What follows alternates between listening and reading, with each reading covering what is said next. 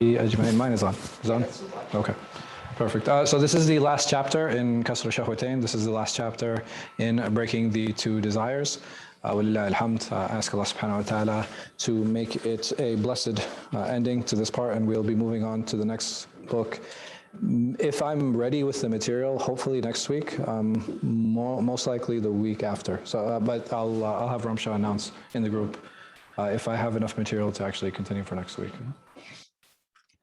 So continuing on, he says that basically what are the strongest desires of a man? He summarizes them into lust. And he said lust is of two types. What do you guys think those are? Huh? Lust. We're talking about, this is men lusting after women. And there are two ways men lust after women. No, that's after your wife. Huh? Looking, ahsant. What else? Physical, absolutely. So he said these are the two. It manifests in two pleasures. Number one is physical, and the other is visual. So there is zina of the eyes, and there is zina of the body. He says, what restrains one from acting on lust? There are a number of things that actually will stop us from acting those out. And he's not talking about religious reasons here. So inability, like what? What would prevent me? Okay. Wow. Yeah. Wow. That's okay. ED. Absolutely. You got dark real quick. What else? Fasting? No. I'm not talking about religious things. Like actual, what are some barriers that would prevent a person from falling into zina of the eyes or zina of the body? Third person present. Oh, okay. Okay, right. So embarrassment, that's definitely a possibility. What else? If I know if a husband is standing with his wife, what are the chances of somebody looking at her? Yeah, thank you. Wow, dark again. So if he's a man, then what? Huh? So if there's a man standing with his wife, what is going to prevent another man from looking at his wife?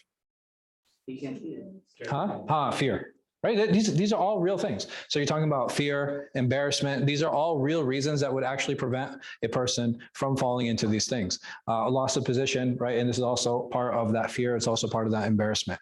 But none of these reasons bring reward, right? There's no reward for that. Why is that?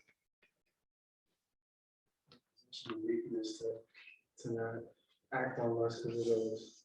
Right. So these are all outside things, right? These are all outside factors. That's the reason where you're not rewarded. So for example, if a person has full commitment to commit zina, right? He's going to find the prostitute and then his car breaks down. What happens? Is he rewarded? He's sinful. No, he's still sinful, right? He's still sinful because it was an outside factor that actually prevented him from doing that. At what point would he be rewarded? If he changes his mind on the way. Right, if he changes his mind on the way, right? Right. So that would be a great thing, right? It's intention. So inability just shows that the person was protected. If a person is blind, why would he get rewarded for not looking at women? Right? There's an inability that's definitely there. There's a shield that's already in place. So because of that shield that's in place, he's not going to get rewarded for that. But it's only taqwa that actually brings reward. It is that internal. Remember, it's not the external factors that prevent someone, it's actually the internal ones. And why do you think a lot of this discussion is so male focused? Males have right. So males tend to be more sexually driven than females. And even the Quran indicates this. Allah subhanahu wa ta'ala, he says, what does he say to men? To lower your gaze. And what does he say to women? He tells women to do two things. Lower your gaze and what? La yubdina zinatahunna. To not show what? To not show their adornment, not to show their beauty. Right? Why this added layer? That's attractive. Right. It's okay, then why not? How come don't tell men? Like, how come it doesn't tell men like don't look attractive?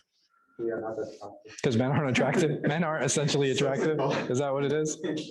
No, it shows the drive, right? It shows the drive because Like, is this verse, is Allah only talking to attractive women? No, right? He's talking to all women. Why? Because all women have the potential of being a distraction for one man or another. So it's very important, to keep these verses in mind, just to understand the mentality of either gender, right? The mentality, and this is in general, right? Are there women who are hypersexual? Yeah, absolutely. And are there men who have a very low drive? Yeah, absolutely. But that is not the norm, right? Over here, Allah subhanahu wa ta'ala is talking about the norm, and men in general are driven more sexually than women are. And you will find this even people who are in corporate culture, people who are extremely well off. There are a number of cases where a man is willing to leave. He has a family where he's stable. I have the key. He has a family where he's stable. He has successful children. He's at the peak of his career, and he would be willing to throw it away all for a few moments of happiness. The reverse does not happen. Or if it does, it is extremely rare. This shows the power of desire. So, a lot of feminists, and when I mean feminists, I'm talking more about like third and fourth wave feminism, not first and second, which I don't really have a problem with. But the newer waves of feminism, they talk about equality. Okay, that power can never be replaced, right? This power, this grasp that women have over men, it's nothing. Men can never have this over women. They can't. Like that drive and that desire, it's just not there in the other way, in the opposite dynamic.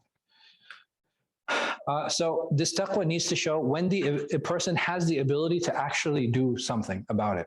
So when a man is actually enticed, that is the time he or she will be rewarded, right? It's not going to be the other way around. And this enticement or this ability, he brings it back to two things. He said, when men are enticed by what?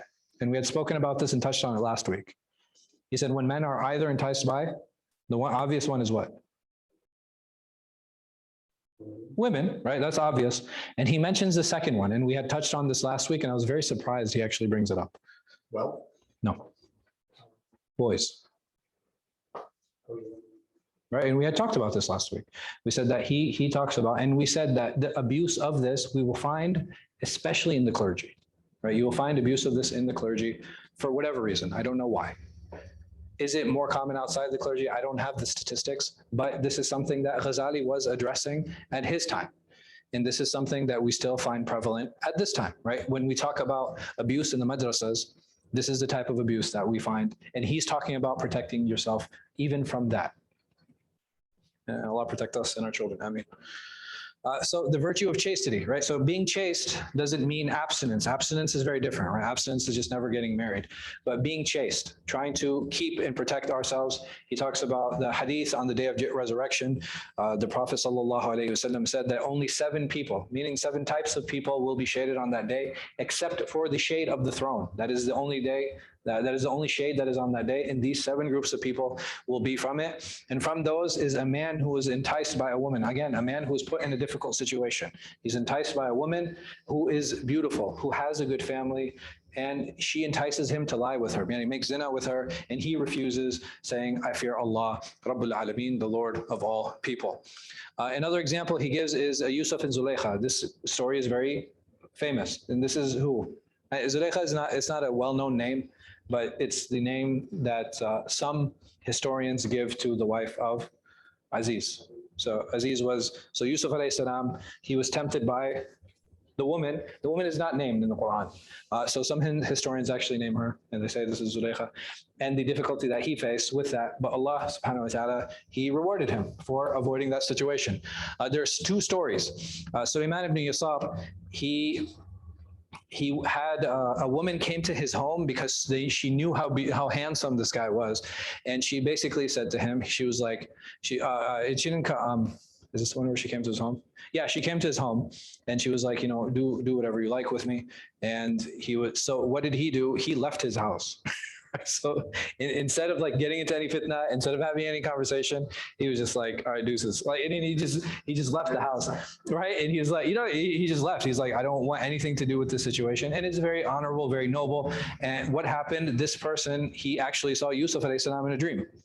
And Yusuf praised him, saying that, hey, look at what you did was very admirable. And Sulaiman, he responded to him. He's like, yeah, okay, but what happened with you and Zulaykha? And he said, no, this is something that I find admirable. A very similar story with Sulaiman. He was basically in a caravan. He was in his tent. A Bedouin woman saw him.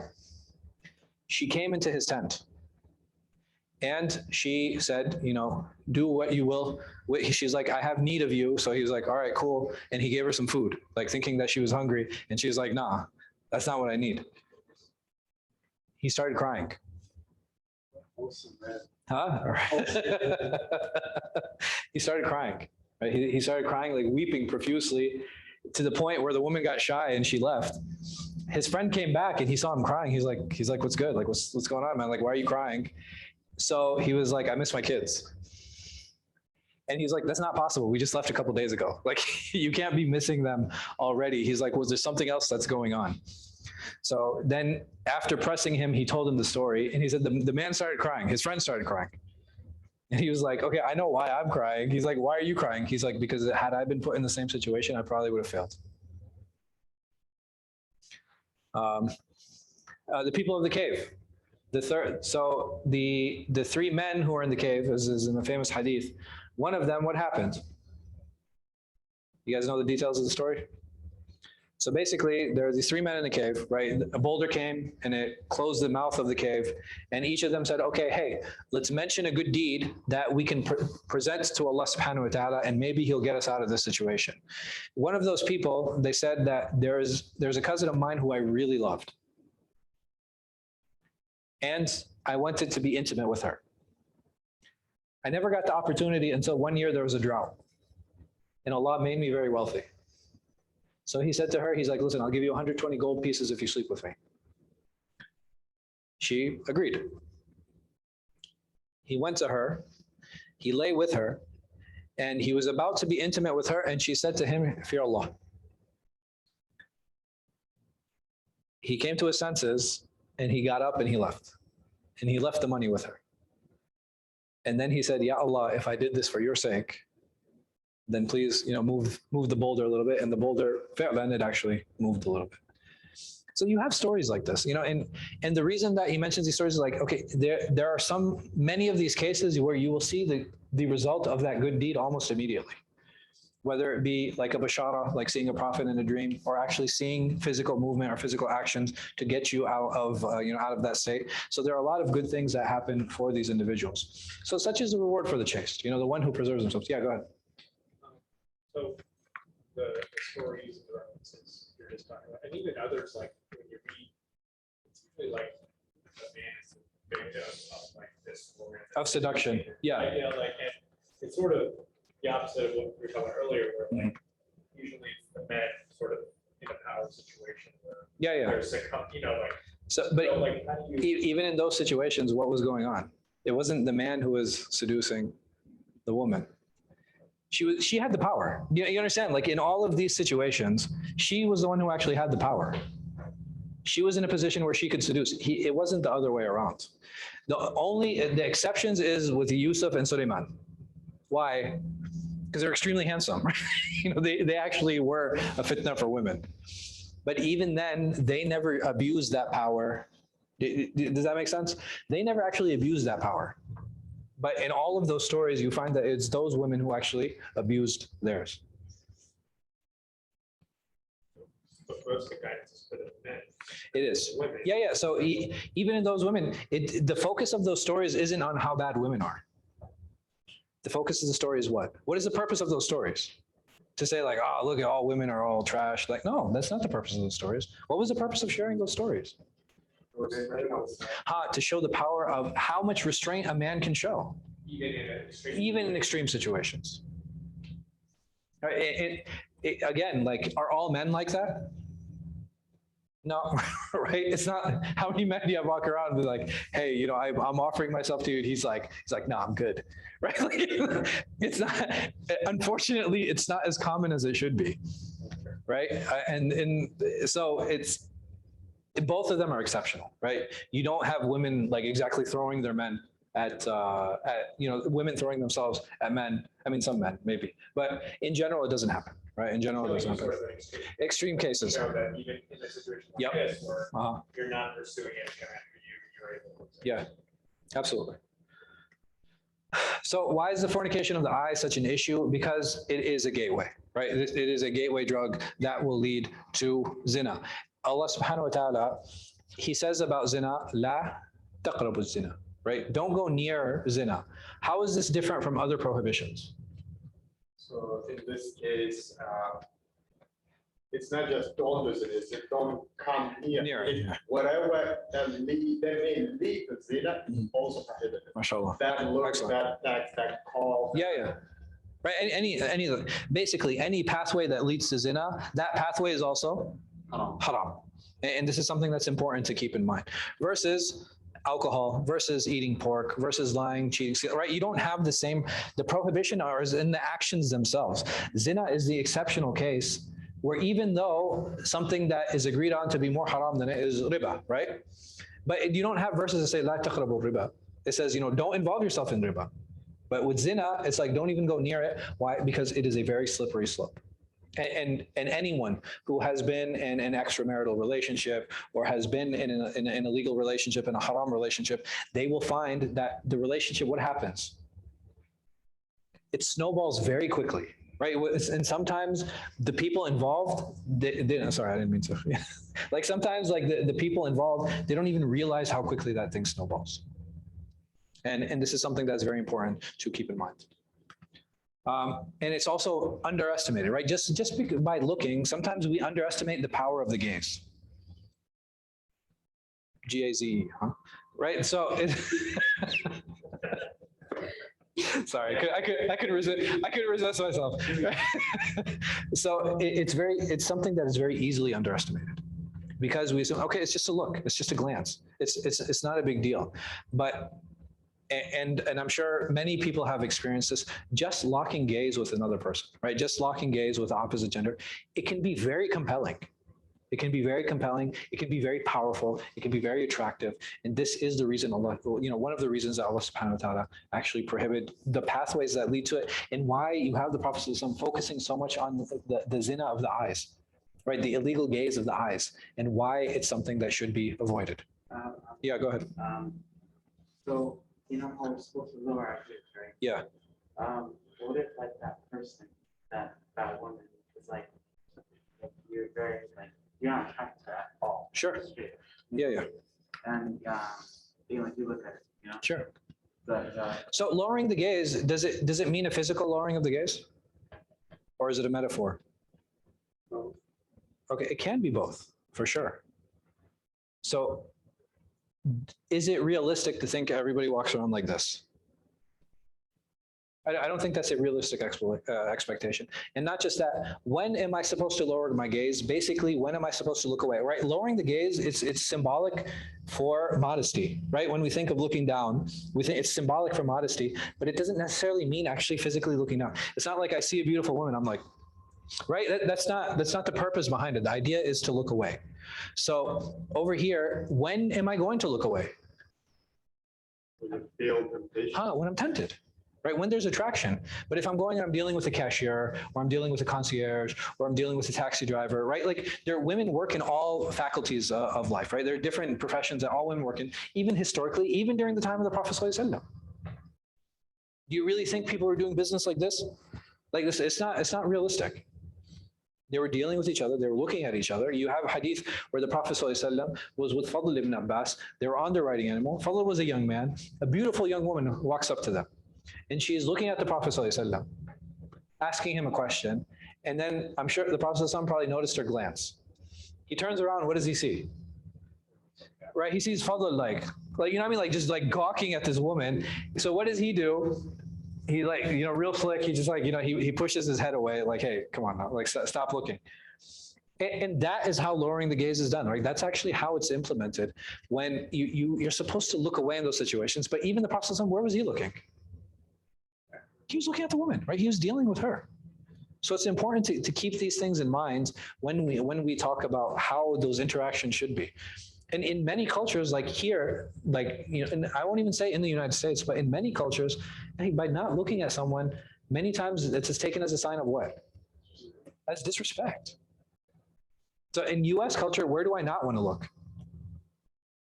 We all know, right? You know, we don't want to look at a woman's chest. Like that is something that's completely considered off limits. It's culturally unacceptable. But if I'm looking at her, then that's something that would be culturally acceptable and even Sean, and it's not a big deal. Like to look at someone as long as there's no lust or no temptation involved. What if there is and I'm at an interview? Yeah, sometimes you got to do what you got to do, right? Sometimes you got to take that out. Huh? Right? Or, you know what I mean? Like, so the things like, it's very situational. It's very important to keep those things in mind. Right? It's really important to keep those things in mind. That when we talk about those situations, what can I do in that? I try to keep the conversation here. Right? I think that's the most realistic thing to do. Because if I'm tempted and I'm attracted to this woman, am I only going to look at her face? Honestly, no. Right? I'm gonna try to see other features too. So in order for me to be respectful, in order for me to be professional, in order for me to impose this ayah on myself, what am I going to do? I'm going to try to keep the conversation here. Make sense? In other countries, like third world countries especially, like back home, people like physically lower their dignity everywhere they go, right? They don't. I think this is a misnomer. You will find a religious class that does that, but normal people, like normal Muslims, they don't do that. You'll see them interacting and talking to women and actually looking at them when they deal with them. I've seen it in too many cultures. Like, again, there is a religious class of people that do those things. I knew people when like a woman would be walking this way, they would be like this. And they would wait like until the woman passed. And this is so exaggerated. Like it's so exaggerated. It's so unrealistic. This is not how interactions are meant to be. If I don't have a hypersexual mentality, I will not deal with this woman as a piece of meat. Right? Which is many times what happens. And if I don't have that mentality, I will deal with this person normally. I will not, is it possible that there's attraction there? Sure, it's possible. So what do? I limit my conversation. I limit my dealings and I remove myself from the situation. Asking someone, hi, how they're doing, how are the kids, how's the family? It's totally normal, it's totally fine. But we've just developed this strange romantic idea of what segregation is supposed to look like. We've developed this idea of what interactions are supposed to look like. And it's like, no, there's a giant wall through society where men never see women and women never see men. And this is why you will find in those cultures that you have extreme segregation. And it's not, I won't say it's Muslim cultures because it's not happening. It's happening in the hyper-religious cultures. So within the hyper-religious circles, you'll find that these people will never interact with women. The women will never interact with men. And when they're given a chance to interact, what happens? It's like super awkward and it's weird. You know what I mean? It's like, it's not natural at all. It's as if they've never spoken to a woman or a woman's never spoken to a man before. That's like a problem here in America too. Like, with who? with the youth. Like, No, with the hyper-religious youth. but even like The normal youth is dating. They don't care. Yeah, I'm sorry. Go ahead. There's Yeah. a point, right? Yeah. Like, even when I was growing up, like our parents were like, don't talk to girls. Right? Yeah. And so what happened? What kind of girls though? Right, that's what happened, right? Yeah. What happened was, we're in the masjid or we community, Yeah. we never talked to any Muslims. Yes. But in school. In school. Like it backfires. It backfires. It backfires completely because now it's like, okay, you treat Muslim women as what? As aliens, right? There's these alien beings like that exist. Like once they put a hijab on, you're like, I don't know what that is. You know what I mean? Like I don't know how to deal with that. where you can talk to like a white girl. Yeah, perfectly. But that's and I'm not saying to treat a Muslim woman like the non-Muslim. But the thing is like, okay, there has to be a sense of normalcy that's definitely there. I'm not asking for intimacy. I'm not saying everybody starts sitting in each other's laps, right? That's obviously those are Shari'i guidelines that cannot be violated. But just being normal, like is that really too much to ask? I really don't get it. And I've had a number of people complain about this same issue. And I've seen it. Like I've seen interactions between men and women. And I'm just like, why are you talking about that? You know what I mean? Like that makes no sense. Like, what are you doing right now? Like, this is how you show interest? You know what I mean? It's like, what exactly is, like, what is going on in your head? I don't get it. Yeah. We were never taught this. Like, we were never like. How to be normal? Yeah. Like, how can you not be taught? Like, how do I teach someone to be normal? Like, to show interest in, Yeah. in a dignified, respectful way. Sure. No one was taught this. Like, we're just thrown out into the wild. And Yeah. We're supposed to just. Figure it out. It's like telling me to like go play golf, and I've never played golf, and you expect me to do amazing like my first try. You know, it's just like. I'm not expecting you to do amazing on your first try. No. I mean, no. But the thing is, I'm not the problem. You know, the problem that I'm having is that I'm not expecting anyone to be amazing on their first try. I'm not. Okay, but through practice, you should get better. The problem is, through practice, I'm seeing some of these people get worse. And I'm just like, what is going on? Like, rejection is normal, right? It's a normal part of the process. Like, we've all, like, for those who've gotten married or are trying to get married, like, we've been rejected like dozens of times, and it's totally normal part of the process. But those experiences should make me better, right? They should make my game sharper. For some of these guys, the game is getting duller. I'm like, how is this? How is that normal? Like, how is that? Like, what's going on in this individual's head? I'm trying to figure out, like, okay, it's like I wasn't forward enough. So one brother, I'm like, okay, how did you express your interest? He was like, well, I walked up to the sister and I was like, hey, I'm interested in getting married. I was like, Not good. I was like, wow. I was like, okay, can you tell me 3 meritable characteristics that you found in this sister? He was like, he looked at me dumbfounded, like, wait, what are you talking about? I was like, hey, what makes her a good wife? Like, I'm just curious. The fact that she's female, like, that can't be the only criteria. Your list has to be longer than female pretty, right? That's not good enough. It's not good enough. Allah, guide our youth. I mean, So you're gonna be teaching game classes after this? I'm thinking about it, man. I know when I'm Yeah. a dad, inshallah, like I'm gonna sit like if I have a son or something, Yeah. I'm gonna sit him down like and tell him how to do it, like which our fathers, I assume none of us ever like had. None of us ever had that conversation. You're absolutely right. They didn't, and we didn't. The closest that I got, the problem is that I wasn't raised in a very religious household, so I had Muslim girls who I was friends with, and it wasn't, for me, it wasn't so foreign. But that's not a solution either. You know what I mean? Like, I'm an adult, like Islamically, I'm an adult, and I'm spending time with females. That's not appropriate. There has to be, you know what I mean? Like, there has to be a middle ground. There has to be a way there. You know what I mean? I think the natural interactions that happen, they will happen and they will continue to happen. How many of our youth are going to high school with the opposite gender of the same religion? And there's a sister who told me, like, I go to school with some of these guys, but I don't talk to them in the masjid. I talk to them at school, but I don't talk to them at the masjid. Like, you know what I mean? And I'm just like, okay, there's something wrong here, right? There's something not right with our culture that needs to change. But okay. So the second glance, he's not talking about the first glance. So why? Right. And how long is the first glance? 7-second rule. That's what it works. So the second glance should not be taken. The first glance is a glance, right? By definition, it is called a glance. It is not called the first stare, right? That's something that we need to keep in mind.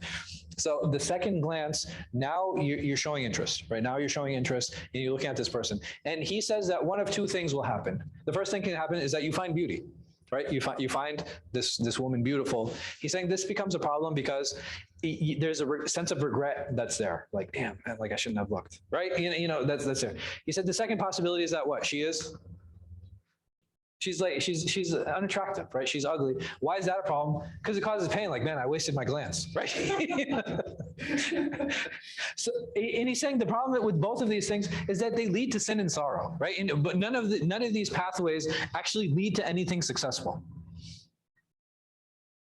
So it's important to remember this, and to keep these things in mind, that these pathways are not pathways to success. This is a slippery slope that will lead to zina. And all of this behind the second glance is the impermissible intention. Now, is it permissible to look at a woman that I'm proposing to? Yeah, absolutely. right? But that's a very defined space. And that's the last thing that he actually mentions in this book. There's actually a nice story that he shares.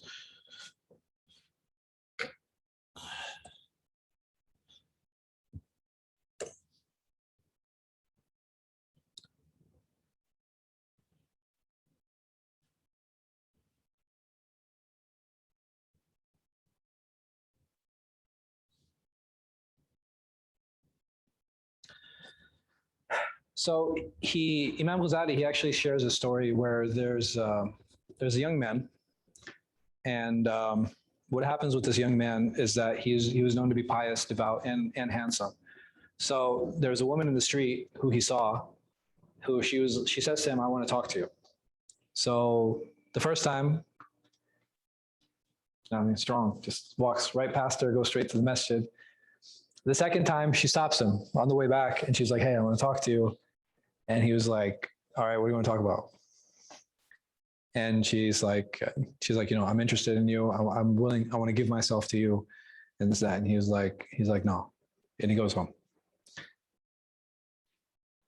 He steps outside and he sees her still waiting, still standing there. So he starts writing. He starts writing a note, and in the note, he starts reminding her of Allah's verses and how he should be, like how there's a fire that is there that can engulf us, and how these things need to be avoided. So when he steps out, he gives her the note and he leaves. He walks out again and he comes across her again, and she's like, "Give me all the reminders you have."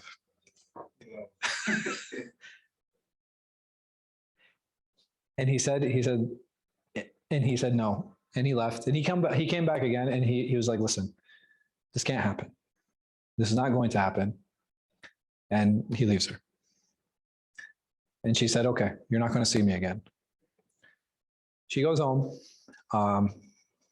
She spends time in worship, but out of despair, she actually ends up dying.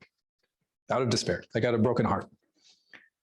And the guy finds out, and he starts crying. Like, he's really upset about all this. And they said, "Okay, well, you could have done this in a halal way. Why did you not?" He said, basically, what the story is, I want you guys to go back and I want you to read it. But his argument was, I didn't want to start things off on the wrong foot. And I didn't want to start things off on the wrong intention. And it's hard, right? Like these situations, they're not easy, especially affairs of the heart. Like we don't have control over who we're attracted to and who we're not attracted to. And sometimes we're attracted to the wrong person, and we know that person we shouldn't be attracted to. But that's how the heart is, right? The heart is always going to be tugging us in different directions. Alhamdulillah, the good thing is, and the good news is I'm not accountable for what I feel, right? I'm accountable for my actions. And if I know that I'm accountable for my actions, that means Allah has given me the ability to what? Repent. Right? Not just repent, but to actually control my actions. But He hasn't given me full ownership over my heart. So it can be tough, it can be difficult. The next section, or the next book, is he talks about lust, right? So the next section, he's going to talk about the tongue, and how the tongue is something that leads us into, it can lead us even into worse things, right? Because I can actually say something and it can be what? Disbelief, right? Like I'm sometimes, this is more dangerous than this, right? It can be. And the reason is because one can actually cause me to leave Islam, and the other one will cause me to sin. So inshallah, like I said, if I have it, I hope that I have something prepared by next week. But if I don't, then we'll probably have class the week after. I'll have Ramsha announce it in the group. Do we have any questions? So, I read this a while back. Sure. Your point earlier about the young boy situation. Yeah. You hear me like, why is that? Why is that a thing? Yeah. Well, I don't, it's difficult for me to relate, but at the same time, it's also difficult for me to relate to the alcoholic. Is that, So, but like there. yeah. So that means that, I mean, is that mentioned anywhere else, like, text, as like, this is something to stay away from? Because this is like the first time you should sit it down, right? Yeah, At least for me. sure. No. It's like a natural thing that you're getting inclined towards, but.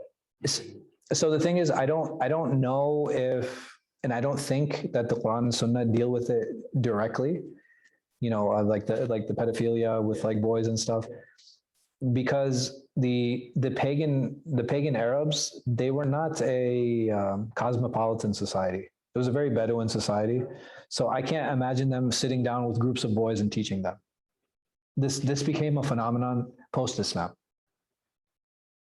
Like having a madrasa system, having an educational system. This is not a pre-Islamic thing. This is a post-Islamic thing that started to become more and more widespread. Yeah. And you have to realize you have multiple cultures now entering into Islam.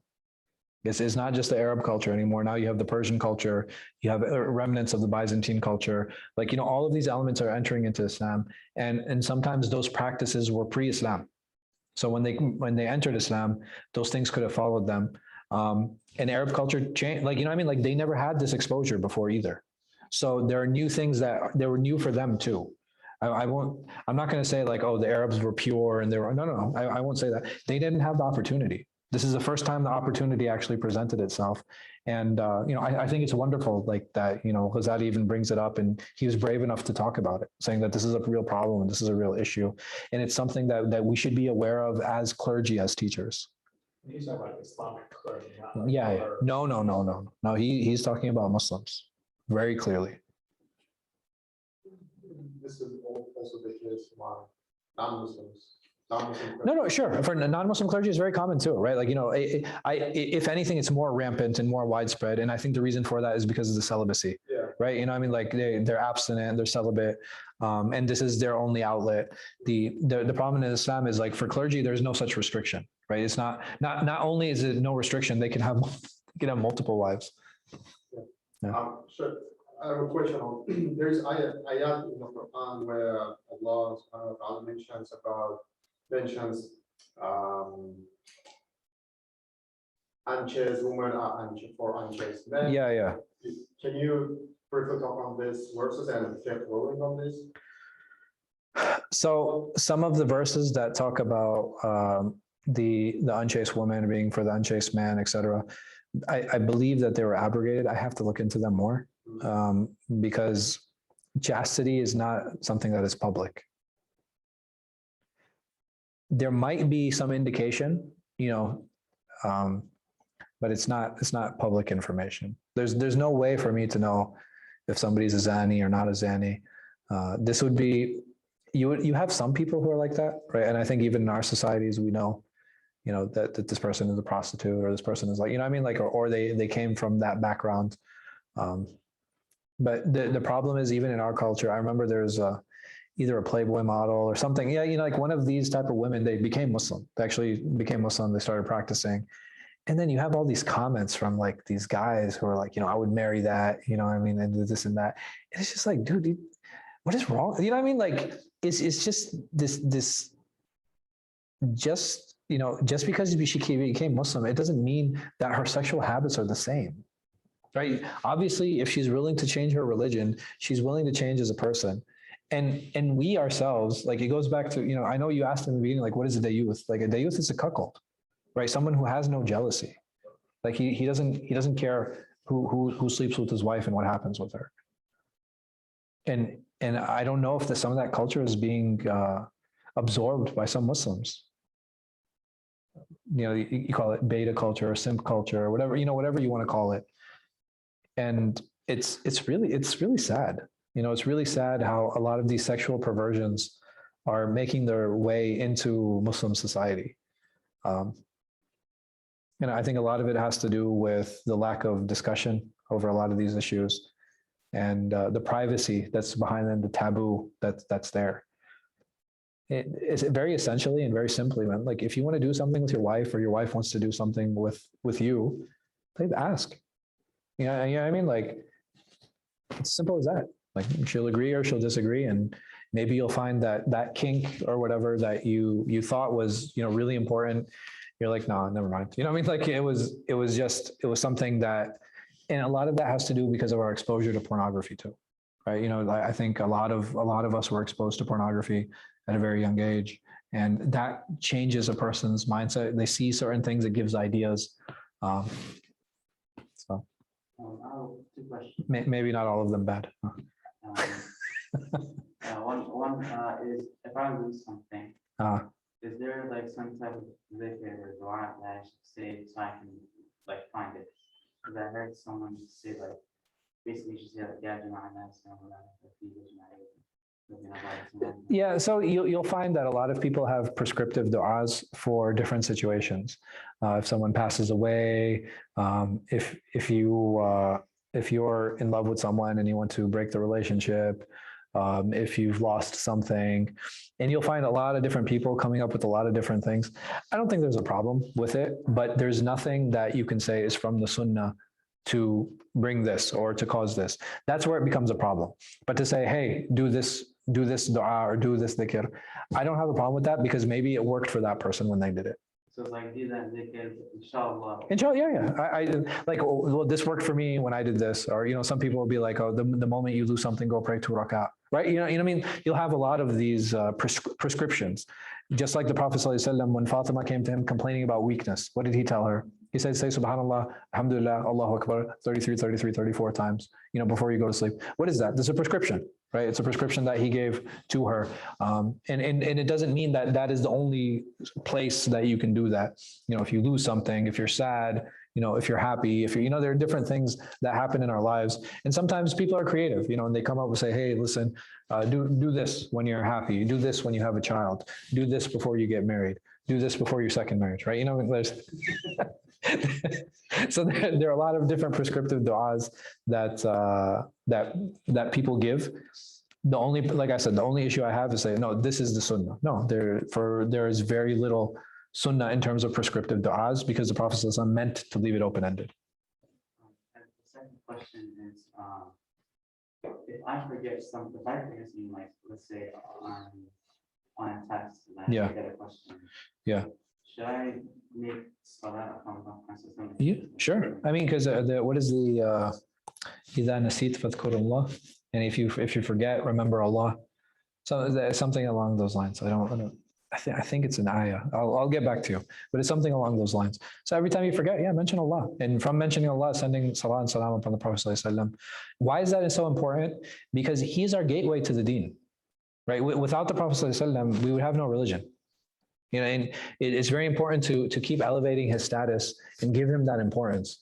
So when we do salat and salam, it's that recognition that we are all indebted to him, sallallahu alaihi wasallam, and why we give him so much importance. And when we're sending salat and salam upon him, who's doing it? Allah, right? So it's a way of remembering Allah and to raise the status of the Prophet. I think it's good. It's very common in a lot of Arab cultures. When they forget something, they'll say, man, Allahumma salli ala Muhammad. I don't have a problem with it at all. I don't see an issue with it. Yeah. Yeah. So the thing is, that's a big part of Saudi culture. It's a big part of Saudi culture. Every time they forget something, Allahumma salli ala Muhammad, and they'll be like, man, I forgot. They'll be like, salli ala Muhammad. They send salah on the Prophet sallallahu alaihi wasallam. Yes.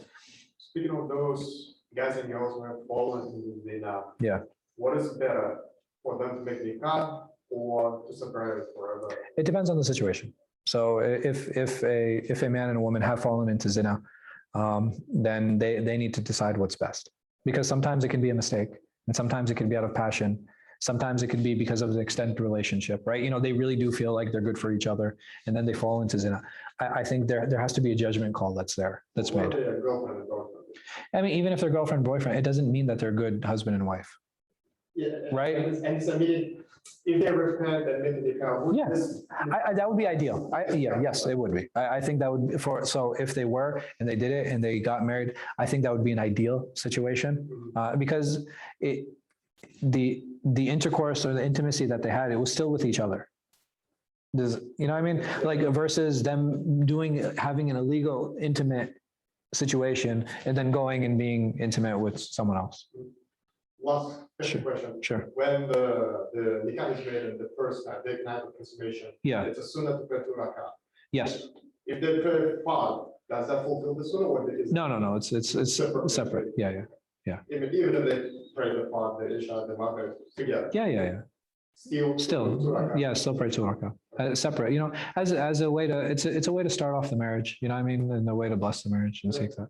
I was gonna ask, I heard something that more women enter hellfire than men do. Yeah. Is that true because of like, them having the power, like you mentioned, or? So the thing is, like, when the Prophet ﷺ, he said that, he was talking to women to encourage them to give sadaqah. So was he asking it as a way to exhort them and encourage them, or did he actually mean that, in an exaggerated way, that that women actually are more in the hellfire than men?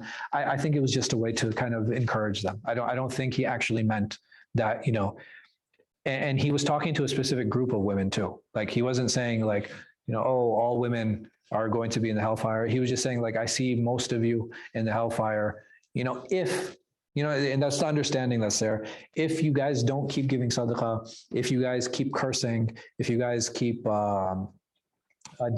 being disobedient, then you will be in the hellfire. So, don't, because otherwise the majority of you will be in the hellfire. Is it a way of exhorting them? Is it a way of encouraging them? I think it was more that than actually telling them, like, y'all are in the hellfire. You know what I mean? So I think there's a context that's there that is overlooked. There's a lot of spiritual abuse that happens, with those verses. Women are they're deficient in intellect. Women are deficient in their religion. Most of them are in the hellfire. What about the one where he says like they're in the hellfire because they're ungrateful to their husbands? Yeah. So what is he telling you? Is he telling you that you're going to be in the hellfire? Is he saying don't be ungrateful to your husband? You understand? Like, what's the message? I think that's important. Is the message like, hey, give up, you're going to the hellfire anyway? Or is the message like, hey, listen, I think you guys should really try hard in not being ungrateful to your husbands? There's more women and men on the planet, so. But the thing is, like, okay, by how much? Like, I think it's like, what, 52-48? It's not like, people talk, oh, there's more women than men. It's not like it's a huge discrepancy. Like, it's like 10 women to 1 man or something, where it's like, okay, yeah, that makes sense. It's almost like a 1-to-1. It's almost a 1-to-1. I don't know, like. You said you had a course that you're going to do in September. Yes. When does that start? That's going to start September 20th. Did you put the flyer in the group? Yeah. Yeah, I put it. You put it? Okay. Can you just share it, inshallah? So there's going to be, it's called Authenticity of the Quran. Like, basically, how did the Quran reach us? It's like the history of the Quran. That class is going to be starting September 20th. Ramsha is going to post it in the group. And then we have other classes for registration that we will be starting, inshallah. So basically, we're going to cover the 5 pillars of Islam, 6 pillars of Iman, 40 hadith, and the seerah. So these 4 courses, it's going to be 1 year. Each course is going to be between 8 and 10 weeks each. And we're going to be doing 3 of them, and it'll cover the entire school year. Don't worry, no summer classes. And they're not going to interfere with these 2 classes. So these 2 classes will continue. Those 4 classes are paid. And so I think we're going to try to run a special, buy 3, get 1 free. So anybody who's interested for that. And I think the prices are going to be very reasonable. I think it's going to be like $50 a class or something. Yeah. I have a question. So I have a tough time for students, so back in time, like, male and female interaction is like a normal thing. Yeah. But at the same time, like, I read how like women veil themselves, like, screen themselves Sure. from men. So like, how does those 2 things like coexist? Like, They- how how- do you yourself and screen yourself at the same time? Go ahead. Sure. How would they veil themselves? They wear hijab. But then, like, what about screening themselves? That was for the Ummahat al-Mu'mineen. So basically, the mother of the believers, they would take extra steps. Why? Because their sanctity was more than other women. Yeah, subhanAllah, I remember one of my teachers pointed this out. He said the only sin that hasn't happened in the Ummah of Muhammad is sleeping with one of the mothers of the believers. Say that, like, I'm not the Ummah of Islam, the Muslims, but it would be the companions and even their students, right? Because many of the Ummahat, they survived into like the second generation. That nobody slept with them. Nobody married them after the Prophet ﷺ. This is the only thing. This is the only thing that was not violated. Like, I mean, just look at how much the honor of the Prophet ﷺ was preserved. Yeah. Like, I mean, because they had a special station. So because they had a special station, they had to take extra steps to guard. Sure. It's a controversial question. Mhm. So why do we as Muslims, do we still hold like Muawiyah, Aisha, in high status even after the whole, conflict? Sure. And then, Ali. Yeah. Sure. Why do we still hold in high status? So Muawiyah, he's more controversial than Aisha. Aisha, we hold her in high status because what? She's Ummahat al-Mu'mineen. Not just that, she's min mukathirin as-sab'a. Yani if you want to know about the house life of the Prophet ﷺ, the biggest reference and resource for that is Aisha. Like the other companions, they told us about his outside life. Like, what about his home life? Like we literally learned from her, like literally. So she has a position because of who she was and because of her knowledge, right? These are the two things that hold her in high regard. Saying that, does it mean that she's infallible? No, absolutely not. So I think these are the two reasons I hold her in high regard personally, because of her relationship to the Prophet ﷺ and because of her knowledge. Well, It's just like, but this having one mistake and getting involved in civil war, okay, people could have tricked her. She was older too. It's not like she wasn't a young girl anymore. it's like I had a tough time, because like blood was, it's not like Sure. a mistake. Yeah, I get it. And it was like, the beloved. And that just shows how passionate she was about it. Okay, like they're humans too at the end of the day, man. Like passions will take you where you don't always want to go or where you always don't want to be. But like again, it's like I need my why. Because she felt that there were rights that were violated that needed to be returned, and they were willing to spill blood over those rights. It just seems like extreme to me. I mean, that's fine, and it can seem extreme, but none of us are in that position. Like, have you even been, like, are you tested with even anything close to that? Thank God, no. No, you know what I'm saying? Like, it's very easy for us to look back at history and be like, oh, God, it's so clear. Like, this should have been done. There's a lot of context, man. There's a lot of relationships that are there. We don't know who was speaking to her. We don't know what they were saying. You know what I mean? Like, there's a lot of stuff that was going on. Her personal relationships with different people, like, all these things have a real effect, and they can't be dismissed. خلاص؟ سبحانك اللهم وبحمدك أشهد أن لا إله إلا أنت أستغفرك وأتوب إليك.